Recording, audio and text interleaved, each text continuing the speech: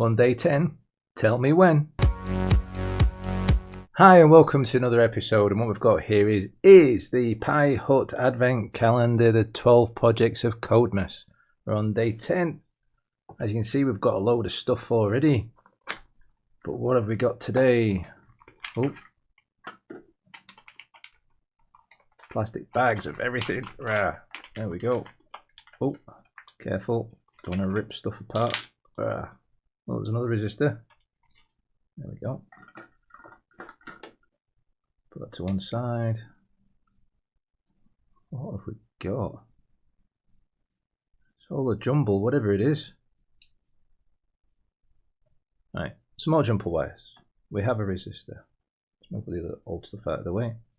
And this is crazy. Okay, we have something. What's that? And then we have something else with a clear looking thing. This one's got a dark looking sensor and a clear looking one. Could it be an infrared transmitter and receiver? I think it might be that. So that we can play Mission Impossible and Don't Break the Beam. Something like that maybe? I don't know. To find out, we're going to have to go across to the website, and on the website we have Breaking Beams. Welcome to day 10 of your 12 project of Codemas Advent Calendar. Today we have another sensor to play with, a break beam sensor. Oh, so basically that then. These sensors allow your project to detect something passing between them, so they're great as a part of an alarm security system, but can also be used to track the number of breaks for counting movement or rotations. We're also going to make some fun games today, so let's get straight to it. Box 10, we have custom beam sensor emitter and receiver with male jumper wire ends, a 10k resistor, male to male jumper wires. There are some cool ways to use these. As a hand sensor for your desk to trigger your code, with a train or scale electric set detecting when the train or car is passing to count the laps, a cookie jar movement alarm detecting when someone is sneaking a cheeky bicky, with a robot using a disc with a hole cut out to detect and count wheel revolutions, and many more. Right, so let's get on with it. Construct your circuit. As always, unplug the USB cable so that your Pico isn't connected to the powering up. Right, we definitely unconnected. Remove the tilt sensor part from yesterday, but leave the LEDs and buzzer in place. We're not using LEDs again after today's box. Your starting circuit should look like this. Okay, so let's move the wire out of the way. So we just need to unplug the sensor, don't we, from yesterday? Put that in our pile of wonderful stuff. Move on to the next bit. Now grab your mini breadboard and fit the red and black jumper wires in the same holes as we have below. The emitter and receiver will both use the same 3.3 volt red and the ground black pins, so we're fitting them to the same lanes here.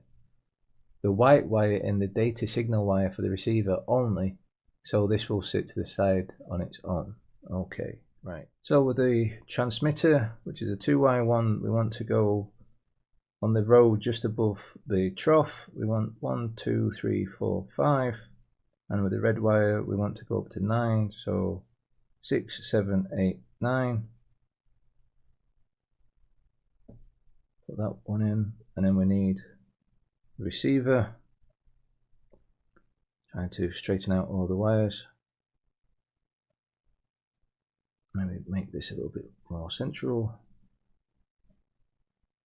We need the black wire to be just above on the second row of the one that we did before, and the red wire, we need that to be above the other red wire, and the white wire, trying not to get all tied up too much, we want to be on the bottom row or that row above the trough, and we need that to also be 4 across from the red one. So 1, 2, 3, 4. That's that wired up in the realms of the sensors, and of course we need to get it onto the Pico. We need to put the resistor in. So the resistor, we need to put that above the red pin and then above the white pin, leaving on the third row. Resistor sits on the third row, but above the red and then above the white. This is going to be fun to try to line these up, isn't it? Now we're going to do it like that, maybe. Right, now we need to connect everything to the Pico. I connect the black ground line to the blue ground channel and the red 3.3 volt line to the 3.3 pin physical on 36, and the white signal line to GPIO 26 physical pin 31. So let's get a black wire, because we can. So on the top row of our little mini board, matching up to the black, we put that in, and we need that to go to ground. So that goes on the blue line of our bigger board, breadboard. Stick that there. I get a red wire, and we put that in the top row as well, in line with the red, and that needs to go to physical pin 36, which is actually over here, 40, 39, 38, 37, 36. So we're back to pin J5, and we can get a white wire from somewhere. Yes, we've got one. And that needs to be on the top row as well of our mini board, and then we put that on physical pin 31. So we know this was 36, don't we? So 35, 34, 33, 32, 31. So we're back to J10. Getting quite used to those ones now, aren't we? We use them 2 pins quite often now. So I believe that's us wired up now. I'm just trying to get everything in shot because this mini board's got these funny emitters and receivers now, all wanting to be curly whirly in the realms that they've been hooked up.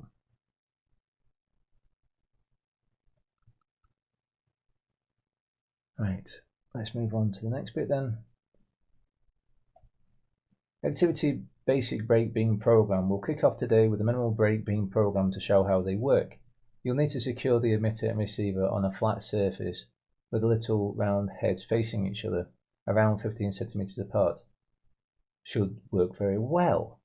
If you can use blue tack, sticky tape, or simply some books or other heavy items resting on top of the two in place, make sure nothing is in the way of the beams. You also need to keep an eye on the jumper wires, as they like to escape from the breadboard sometimes. The code. Nice and simple code here that you've played with before. We import what we need, set up the brake beam pin number with a pull down, then run the while loop and an input statement, waiting for the pin to go low, the beam to be broken. Copy this over to Thonny, run the code, and then block the beam with your hand. Right. First things first, let's plug it all back in again. I'm sure you can hear me rattling around getting my little USB adapter. Ba-ding.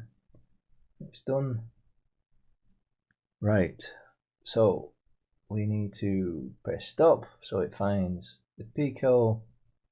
We need to copy this code, we need to paste it, and we need to run it. And of course it's saying the beam's broken because it is. But the problem is, now I don't know if it is or it isn't, because I haven't got bits of blue tack and everything to hold this in place to line it up. So I'll try this again. It says about 15 centimeters apart, so that'll have to do. Oh, you can't see, can you? There we go. I am holding them like that. I'm going to stop the program. I'm going to run it. And it's not saying the beam's broken. I'm going to put my hand in the way. My little pinky. So there we go. That code works. Activity 2, break the beam high score game. Let's make a little game with these sensors that counts the number of times you break the beam within 30 seconds, prints your score at the end, and then closes the program.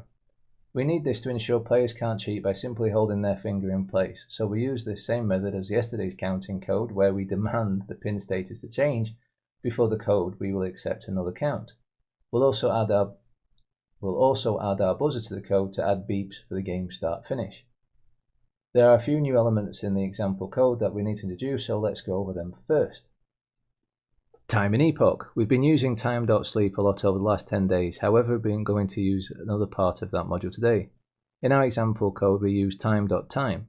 This returns the number of seconds since epoch. Epoch is a timestamp widely used in computing and is the number of seconds that have elapsed since the 1st of January 1970.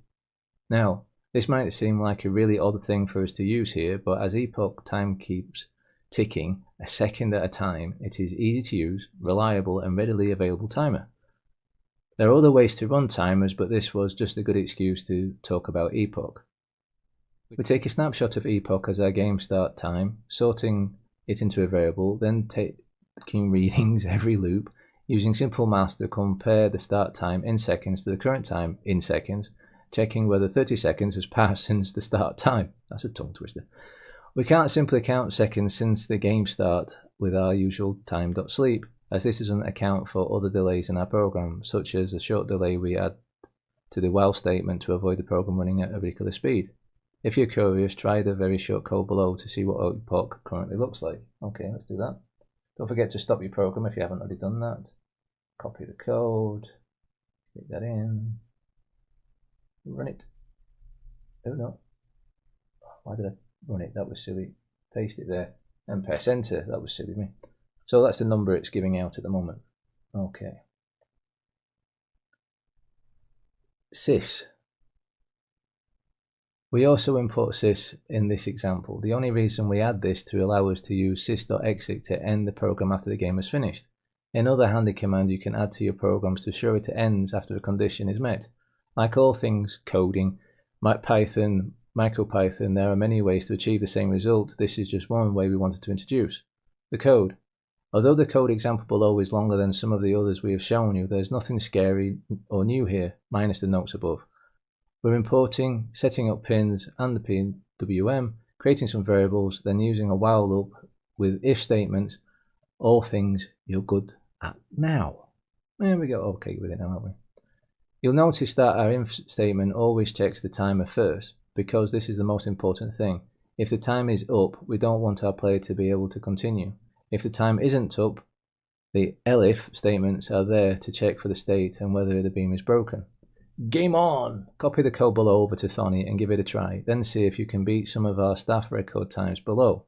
The only rule is that only a single finger can be used. It's a great little game to set up over the festive period to challenge family and friends and get to show off your new kit and skills. Okay, so Billy got 223, Mari got 221, Rich got 220, Chris C got 190, Jamie got 183, Colin got 172, and Nigel 165. Not being funny, Chris, but why are you a Chris C if there's no other Chris in the list? You'll know which one you are. Right, let's stop what we were doing before, get rid of the old program, say no, start a new one, and copy the code. And as I always say, at some point in these days, really you should write it out all yourself, so that you get a muscle memory on doing it. It really does come in handy. It's a little... Right, let's hold them in place,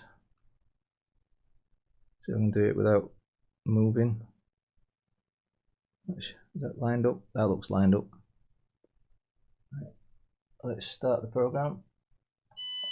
After the beep,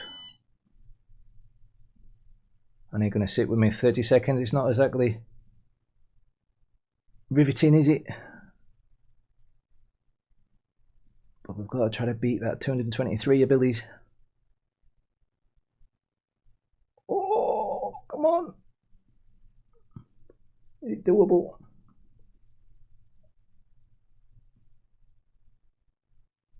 Oh, come on, 223. Oh, 234. Oof. I do think that'd be far easier trying to make sure it sits where it's supposed to sit instead of holding it in place. But the point is, 234, quicker than Billy. There we go. Yay. What score do you get? Put in the comments below. Right, let's move on to the next bit. And it's already stopped the program, which is clever. Let's have a look how it does that. sys.exit. Oh, that's how it does it. Let's move on to activity number 3.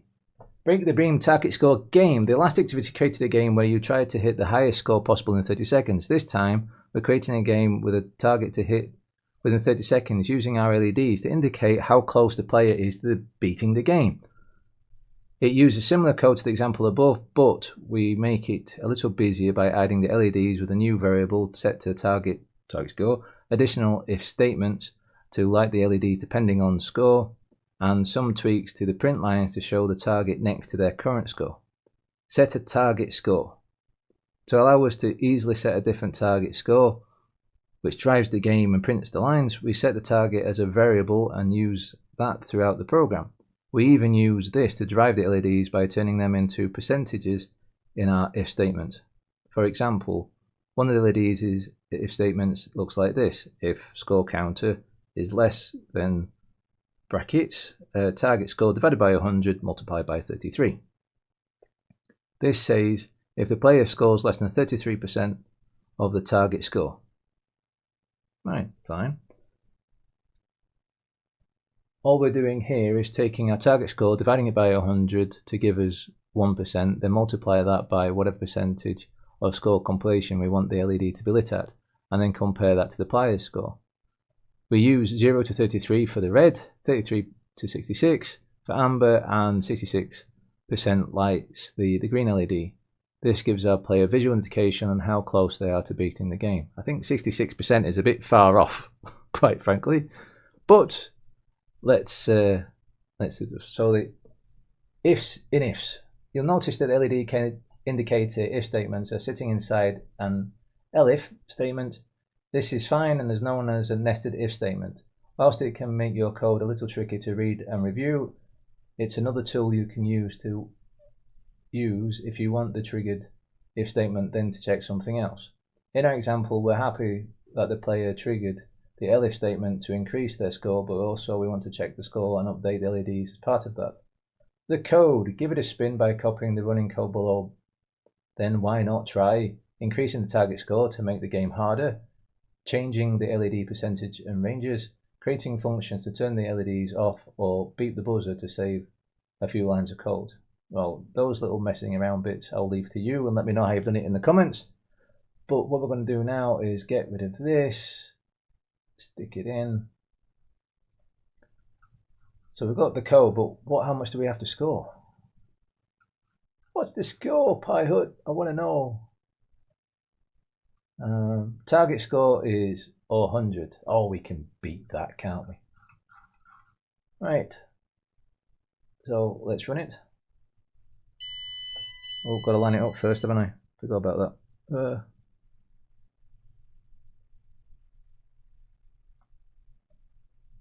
Oh, I think I've got it lined up properly.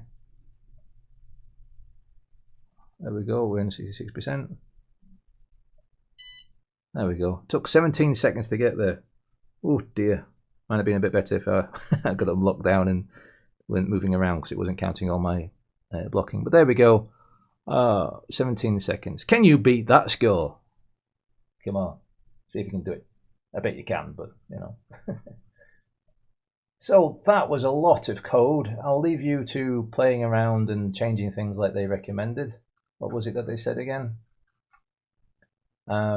Increasing the target score, that's easy enough. We just change that variable stuff. Changing the LEDs percentages, again, that's easy enough.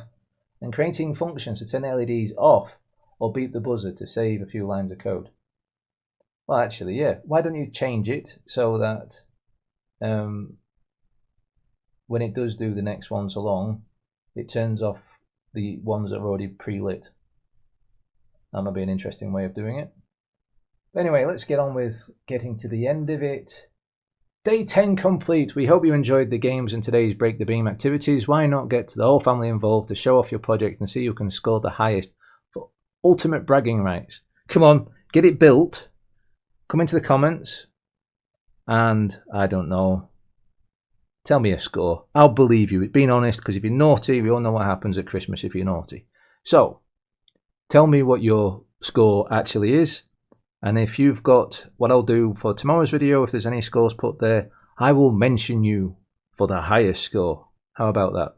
So what I want to see is the highest score for activity number 2. And for activity number 3, I want to see how quickly you manage to get up to 100.